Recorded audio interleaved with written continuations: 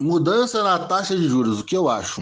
Eu acho que assim, o governo federal atua de forma certeira para conseguir mexer na taxa de juros, ao ponto que ele colocou o quê? Queima de reserva cambial para baixar dólar, então com intervenções pontuais no mercado de câmbio, e isso fez com que a moeda recuasse e automaticamente segura a inflação. A outra coisa que o governo fez em detrimento do lucro da empresa, diminuindo o lucro, mas não causando prejuízo, foi Petrobras. Então, o governo, junto com os seus diretores, presidente da companhia, queimaram o lucro da empresa, fazendo com que a empresa tivesse defasagem no preço da gasolina e no óleo diesel, dessa forma também baixando a inflação, fazendo com que os preços não fossem remarcados. Automaticamente segurou a inflação e fez com que a taxa de juros tivesse essa modificação. Mérito do governo nas duas estratégias para poder fazer a inflação ficar abaixo. Beleza, conseguiu isso. Mas a inflação está abaixo e a gente consegue ter um controle inflacionário e uma visão de que a inflação está sob controle devido à mão dura do Banco Central. O Banco Central atua de forma profissional, segurando a taxa de juros quando foi necessário e quando era extremamente importante para manter os reajustes de preço sob controle, não termos uma inflação desenfreada, subindo muito forte, e com isso nós temos uma expectativa de taxa de juros menor para o ano que vem e uma taxa de inflação menor ainda. Então teremos uma inflação dentro da sua meta, ou até próxima do teto, mas não superior a isso. Por quê? Porque a política monetária, né, desses últimos 8 meses foi muito bem feita no sentido de controlar a inflação e conseguir segurar os dados de inflação. Ah, mas a gente teve uma taxa de juros real, né, um lucro real em cima dos juros muito alto. A gente ficou com uma taxa de 10% de lucro real, extremamente necessário para o controle da inflação. Se não tivéssemos esse ganho real nesse período pequeno, nós teríamos uma inflação maior. E essa inflação maior ataca quem? O pobre, né? Faz com que o pobre perca poder de compra, faz com que o pobre não consiga realizar seus planos, faz com que o pobre não consiga comprar, parcelar e planejar o seu futuro. Então, o Banco Central subiu a taxa de juros, dificultou o crediário, dificultou um pouco a expansão dos empresários, do crescimento da economia? Sim, porém com a responsabilidade de facilitar a vida do cidadão, do empresário, do empreendedor no longo prazo. Então, o que nós tivemos agora foi um governo que trabalhou, ao invés de controlar os seus gastos para que tivesse uma inflação menor, né, e uma condição melhor de futuro,